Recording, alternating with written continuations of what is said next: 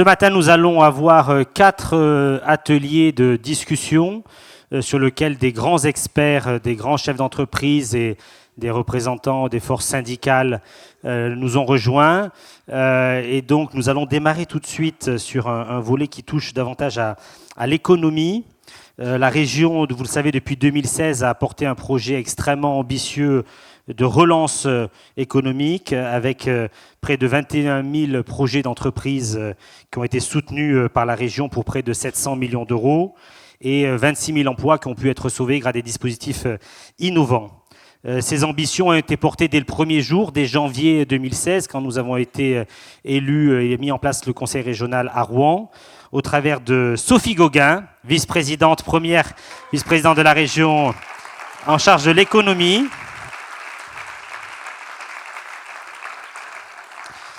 Et Sophie sera accompagnée dans cet échange par, et nous l'en remercions de sa présence, Thomas Denis, le directeur de Renault Cléon. Merci beaucoup de votre présence parmi nous. Et Bernard Leroy, président de la communauté d'agglomération Seine-Eure, un des territoires les plus dynamiques du département de l'Eure. Ancien chef d'entreprise, député également. Voilà, donc je laisse la main à Sophie pour ce temps d'échange. Merci Thomas, merci chers amis, c'est toujours un plaisir de vous retrouver réunis, unis et mobilisés. Aux côtés d'Hervé Morin, vous l'aurez compris, pour ces 10 ans, plusieurs choses sont certaines. Bon, d'abord, c'est qu'avec Hervé, de la pomme, il y en a. Qu'elle nous dynamise et que nous avons aussi porté collectivement une stratégie de résultats. Et quand on a une vision pour un territoire, quand on est capable de porter un territoire au niveau national et international, et quand on a la volonté politique qui va avec cette vision, eh bien, chers amis, nous avons les résultats qu'ont aujourd'hui la Normandie conquérante, et c'est un plaisir de vous trouver, notamment sur le développement économique. Alors, on m'a dit de faire court, donc d'abord, je voudrais saluer notre maître à tous en matière d'industrie et de territoire. C'est Hervé Morin, bien sûr. Mais Bernard Leroy aussi, puisque s'il y avait à démontrer la capacité à pouvoir booster un territoire en matière d'industrie, d'économie et d'emploi, c'est d'être capable de porter une logique de développement fondée sur 3 piliers. Et c'est pas Virginie Carolo-Luttrau qui dira le contraire, parce qu'elle aussi porte un magnifique exemple sur son territoire. C'est-à-dire que quand on associe les entrepreneurs, les entreprises, leurs équipes, les salariés, les collectivités territoriales, les régions qui ont pleinement assumé leur leadership en matière de développement économique, et ça, on le doit beaucoup à notre président de région, et les politiques publiques, eh bien, on arrive à porter des résultats parce que nous co-construisons ensemble une dynamique territoriale. Alors, j'aimerais que tous les deux, vous nous expliquiez comment nous avons réussi à porter ensemble des résultats sur un secteur hyper fragile aujourd'hui qui est celui du développement et du développement des industries automobiles, d'un territoire qui fait sa mue en matière de développement durable aussi et qui accompagne ces industries sur cette capacité à saisir des grands projets comme un grand groupe comme Renault par exemple et de se positionner au niveau national et international sur ces stratégies automobiles. Parce que moi, si je le dis, monsieur le directeur, on ne va pas me croire. Alors, je préfère que ce soit vous qui expliquiez comment on a travaillé ensemble et que Bernard nous explique sur le territoire de la Case, puisque quand même, quand vous vous déplacez et que vous voyez l'évolution des pôles industriels sur ce territoire, c'est absolument magnifique ce qui a été bâti en proximité et toujours en visant l'excellence. Bah oui, parce que quand on est capable de porter l'excellence dans n'importe quel territoire, nous avons des résultats et ce n'est pas le président du département de l'Orne avec Normandie Nov qui pourra dire le contraire. À vous, messieurs. Écoutez, bonjour à toutes, bonjour à tous. Je suis ravi d'être avec vous ce matin. Merci, cher président, pour cette invitation. Donc moi, je suis le directeur de Renault Cléon. Donc Cléon, c'est situé à 30 km de Rouen, je pense que vous le savez tous. Et c'est une usine qui a ouvert en 1958 et qui, il y a encore 10 ans, ne faisait que du moteur thermique. On appelait ça dans notre jargon le temple du thermique, le paquebot, c'est le nom de l'usine. 100 millions d'organes fabriqués, etc., etc. En 2015, on a senti que le paysage industriel allait changer et on a commencé en fait à bifurquer et on l'a fait de 2 façons. On commençait à se lancer vers de l'hybride, qui sont déjà dans la rue. Et ensuite, on s'est également lancé vers l'électrique. Et vous devez avoir la fierté, vu qu'on est en Normandie, de vous dire que Cléon, c'est l'unicentre de fabrication des moteurs électriques du groupe Renault. Si je vous donne quelques chiffres, depuis à peu près 6 ans, j'ai donné ces chiffres au président la dernière fois qu'on s'est croisé au mois de juin, on a investi 450 millions d'euros sur les 6 dernières années dans l'usine. C'est un chiffre assez astronomique, 450 millions.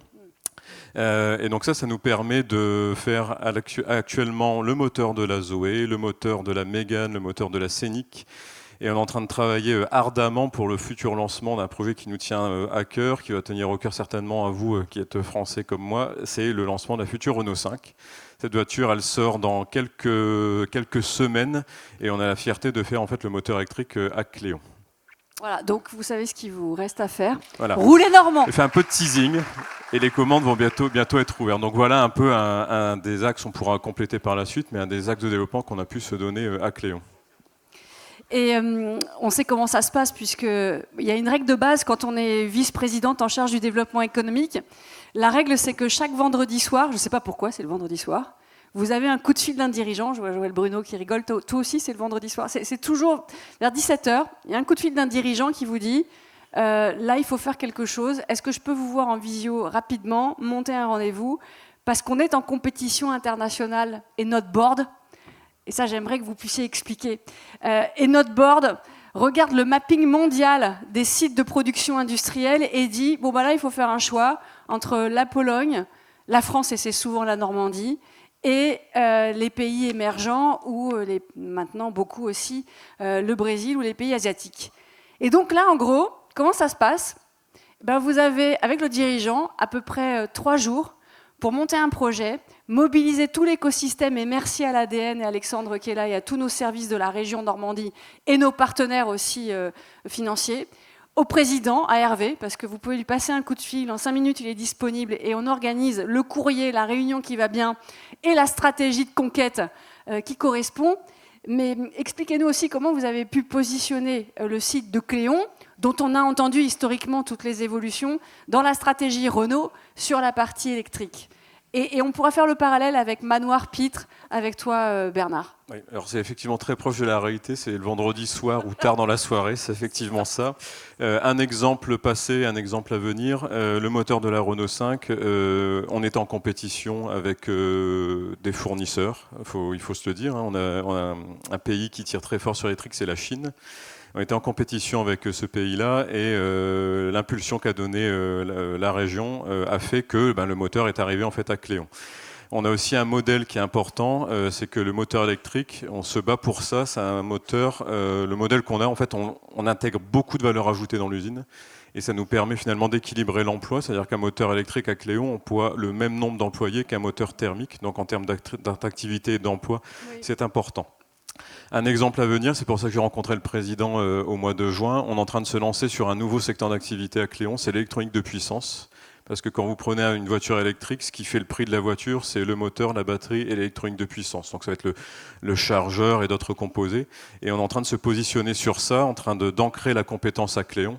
Et ça, on le fait grâce à l'appui de la région. Et c'est des trains qu'il ne faut pas laisser passer parce qu'ils passent très vite en gare. Oui. Il faut savoir les capter en fait. Et puis nous, les trains, ça nous connaît. Hein, président ? On les laisse plus passer, on les soutient et on les développe. Et ils sont à l'heure.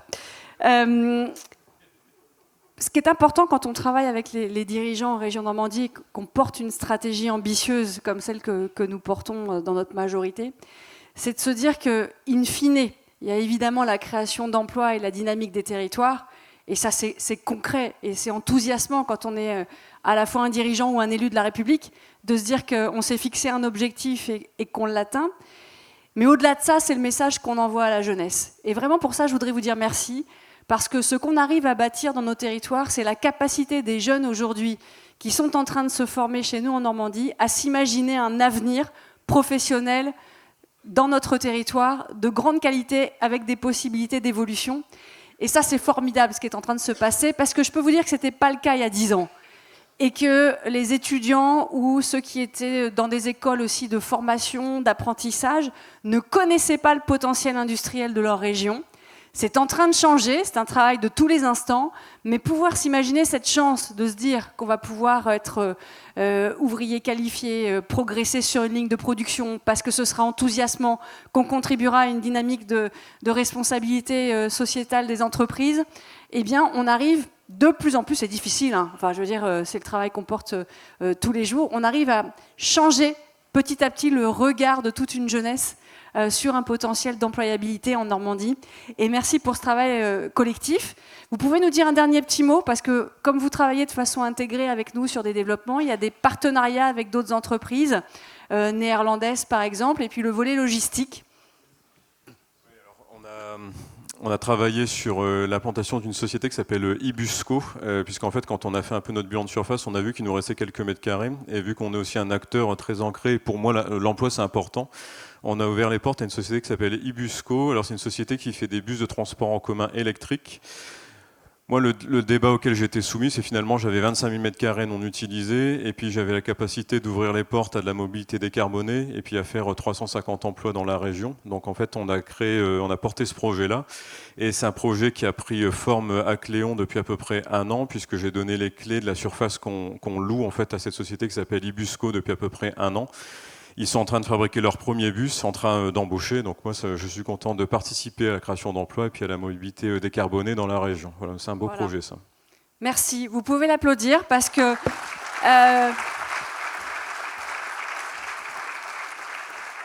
savoir prendre les décisions pour positionner un site et une unité de production au bon moment dans une compétition mondiale, c'est avoir une vision partagée, et on est heureux d'avoir pu vous accompagner à chacune des étapes et d'être au rendez-vous de Renault Cléon. Merci beaucoup. Comparaison n'est pas raison. Bernard, moi j'ai le plaisir de venir assez régulièrement sur ton territoire et de voir la façon dont les choses évoluent sur différents segments industriels. Alors beaucoup la pharmacie et le luxe, mais pas que. On va finir par se poser des questions, hein. On est un peu jaloux parfois dans notre territoire. Il va falloir partager maintenant, Bernard, hein. Ça suffit.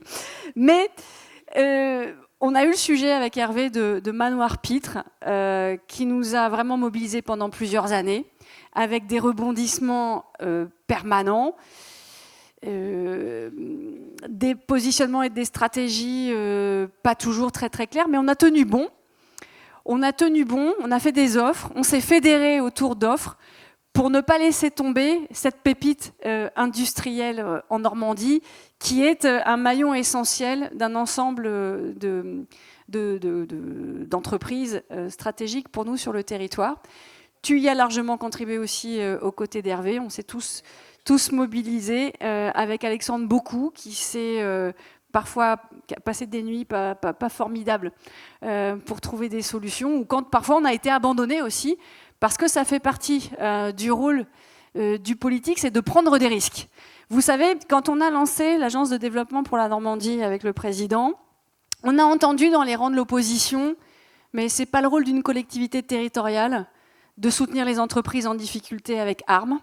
On a entendu, c'est pas le rôle d'une collectivité territoriale de pouvoir créer un fonds normand d'investissement, Normandie Participation, plus de 100 millions d'euros investis dans 72 entreprises normandes.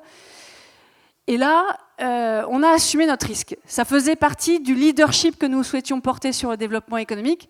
D'ailleurs, parfois, ce leadership fait un peu grincer les parquets de Bercy, parce qu'on l'a tellement bien assumé qu'on est capable d'innover et de proposer des contrats de territoire. On a été les premiers en Normandie à se positionner sur territoire d'industrie et de travailler avec les CCI, avec les chambres des métiers, à des positionnements importants, et donc de bâtir cet écosystème. C'était un défi relevé. On a démontré notre capacité à expérimenter dans les territoires et à porter des politiques publiques aujourd'hui dont d'autres régions viennent nous demander comment on a fait.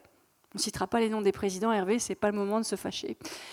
Donc, Manoir Pitre, saison 5 finale et oui, plutôt une belle étape. Et c'est reparti pour un deuxième centenaire pour cette entreprise. Donc, ravi d'être ici. Merci de l'invitation. J'y viens tous les ans. Et je voulais dire que depuis 10 ans, effectivement, avec la région, on on co-construit la stratégie industrielle de cette belle région. Et la région est stratège, et nous, les EPCI, les communautés de communes et les communautés d'agglomération, l'objectif est d'être effectivement les opérateurs locaux de cette stratégie. Et donc on le fait avec un grand bonheur avec Sophie, avec Hervé, avec toutes les équipes. Et juste 2 mots sur l'agglomération Seineur, c'est Louviers, c'est 60 communes, 105 000 habitants, c'est le premier pôle économique du département de l'Eure, et c'est un territoire d'industrie historique. Mais les entreprises qui faisaient la richesse, il y a 50 ans, 100 ans, etc., ont toutes disparu. Il y avait le textile, bien sûr, et notamment le drap de Louviers. La redingote de Napoléon était en drap de Louviers. Et quand Napoléon mettait sa redingote, il disait « je mets mon Louviers ». Bon, comme tu sers ton Baccarat ou ton Limoges, etc.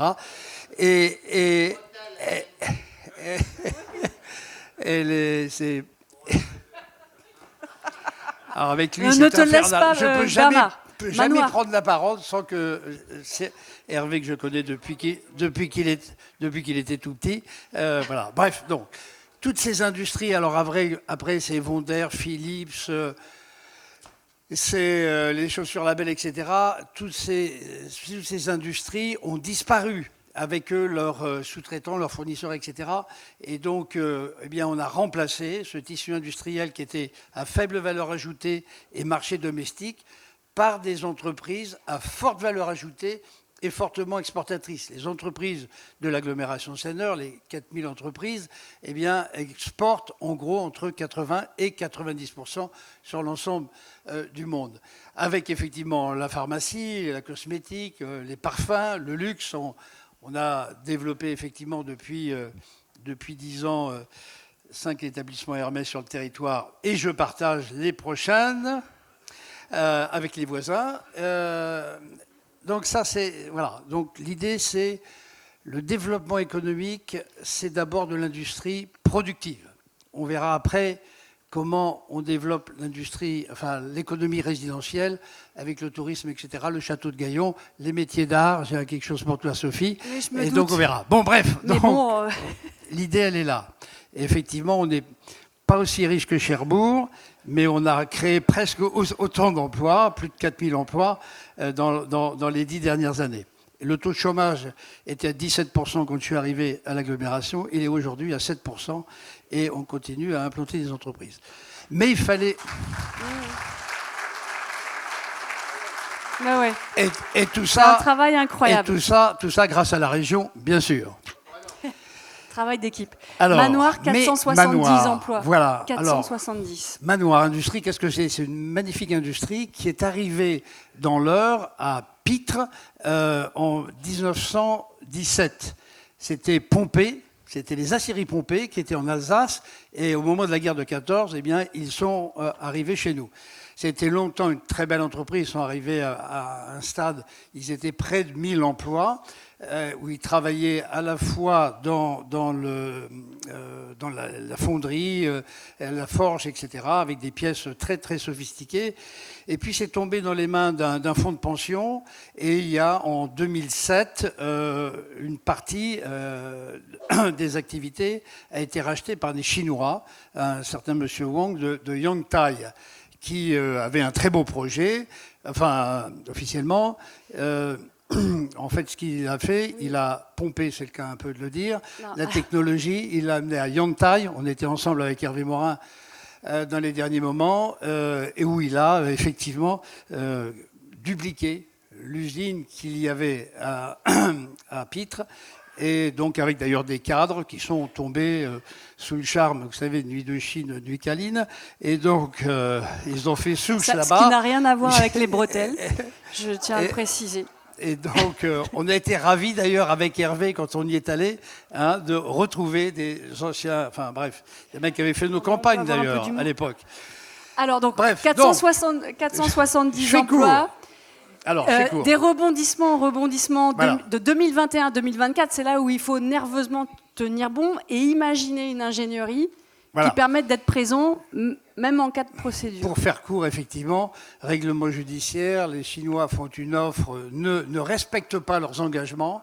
Et puis, au début de cette année, eh bien, l'administrateur judiciaire explique aux Chinois que comme ils n'ont pas rempli, ils n'ont pas ramené les 20 millions qu'ils devaient ramener, eh bien, ils n'étaient plus propriétaires. Et là, on se retrouve avec un outil industriel, 450 emplois, des technologies de pointe et des savoir-faire extraordinaires, 200 métiers différents à l'intérieur de la même entreprise pour fabriquer des pièces chaudes des réacteurs nucléaires, de la pétrochimie, et voilà. Donc, une entreprise qui tourne, qui a un carnet de commandes énorme, qui a un programme de recrutement de l'ordre de 50 à 60 emplois, mais pas d'actionnaires. C'est quand même assez intéressant. Et là, avec Alexandre, la recherche a été de dire qui peut reprendre une telle entreprise. Donc, l'administrateur judiciaire a lancé un appel à candidature. Tout le monde a ouvert ses carnets d'adresses. Il y a eu 3 candidats. Finalement, il y en a eu un. Et le sauvetage a été fait, et piloté de A à Z, impulsé par la région. Et Ludovic Lambert, le directeur général, et Robert McGovern sont désolés de ne pas être là, ils sont en déplacement à l'étranger et ils tiennent à remercier vraiment la région pour ça. Comment on a fait ? Comment Alexandre a fait et avec l'appui d'Hervé ?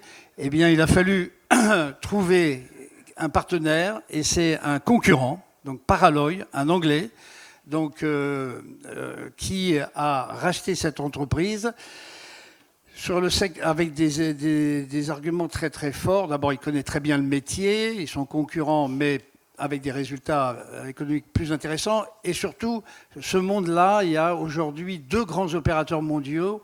Il y a un Allemand, Schmidt Clemens, et puis un Japonais, Kubota, qui font 400 millions d'euros de chiffre d'affaires. Et puis il y a deux partenaires plus petits, chacun 100 millions d'euros de chiffre d'affaires, Manoir Industrie, Paraloy. Et donc l'idée, c'était de dire, si on combine les deux, ils vont arriver à 250 millions de chiffre d'affaires. Ils vont rentrer dans la cour des grands, pouvoir décrocher des contrats qui dégagent plus de résultats. Et le souci, ça a été de très vite trouver, pour que les salaires du mois de juin soient assurés, le retournement. Et donc, il y a eu là, effectivement, la participation, bien sûr, de l'actionnaire, Paraloy à hauteur de 6 millions. L'État a mis 6 millions aussi avec le SDES. Il y a eu EDF qui a mis 3 millions. Et la région, il manquait 3 millions et demi. Et oui, la région, par un prêt participatif sur 15 ans, c'est ça, eh bien, a permis de consolider le capital. Et ça a permis aux banques de venir apporter les 20 millions nécessaires pour moderniser. Voilà. Conclure cette table ronde. Donc, merci. C'est difficile. Hein, c'est Thomas, le maître du temps. Donc, ce que vous voyez là se passe chaque semaine sur plusieurs dossiers. Oui. Ben non, pas du tout. J'allais lui repasser la parole. Je suis bien élevée, hein, j'allais lui repasser la parole. Voilà. Tenez à dire effectivement qu'ils n'ont pas pu venir ici, mais je te remercie vraiment de l'engagement de la région, de l'implication de l'ADN, etc. Et puis encore merci Hervé d'être venu avant-hier à Alizé pour VPK. Alors VPK, qu'est-ce que c'est ? Bon, Thomas, c'est plus de ma faute maintenant. Non, mais ça, c'est une autre entreprise. Non, c'est pareil. Parce que oui, toutes les semaines, on vit ce type d'aventure économique. Mais ce que je veux vous dire, c'est que c'est incroyable à pouvoir porter avec des résultats quand on fonctionne comme ça, en circuit court, avec une stratégie collective. Et soyez fiers de porter ces résultats-là avec nous, grâce à l'impulsion d'Hervé. Vas-y, VPK. Alors, VPK, qu'est-ce que c'est ? C'est l'ancienne usine Alicel, Alipap, enfin Modo Paper, Emreal, que vous connaissez, qui est une énorme machine à papier, investissement colossal dans les années 90, mais le papier, eh bien, plus personne, enfin beaucoup moins. Et on était sur un site industriel de 180 personnes. Et moi, tous les matins, je me disais, quand est-ce qu'ils annoncent la fermeture de l'usine? Il y avait 3 semaines de chômage technique par mois, des stocks partout. Et donc, voilà. Et est arrivé un Belge, et c'est une vraie histoire belge, mais fabuleuse, la famille de Pierre Macaris, qui a converti la machine à papier qui faisait du papier blanc, machine à papier brun recyclé complètement pour faire du carton et donc être sur un marché qui, lui, est en expansion avec le e-commerce, etc. Et donc, la famille Macaris, qui est une entreprise familiale, a investi 250 millions d'euros pour moderniser ce site, créer une centaine d'emplois.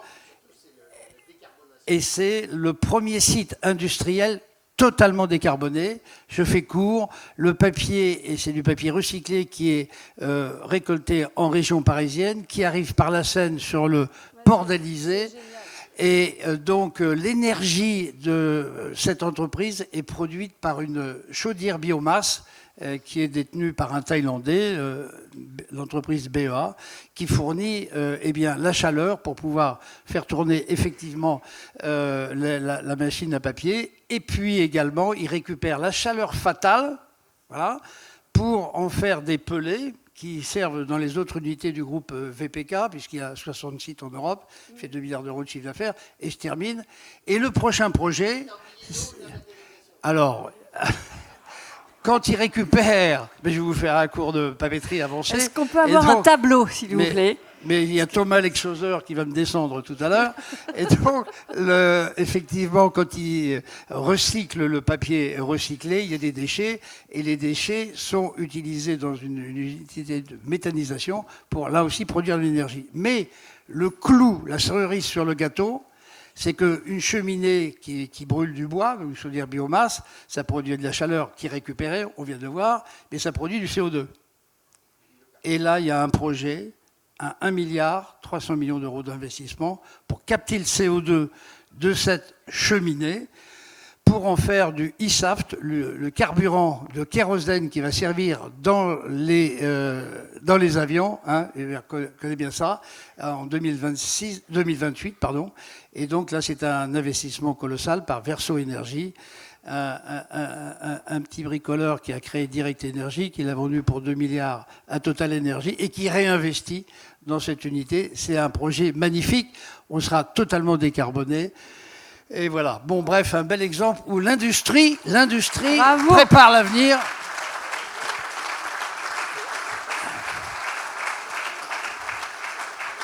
Non, mais c'est les industriels qui nous montrent le chemin, à nous, collectivités. Voilà. Merci Hervé, merci Alexandre, merci Sophie. J'ai un cadeau pour toi. Merci à tous. Vive l'industrie conquérante.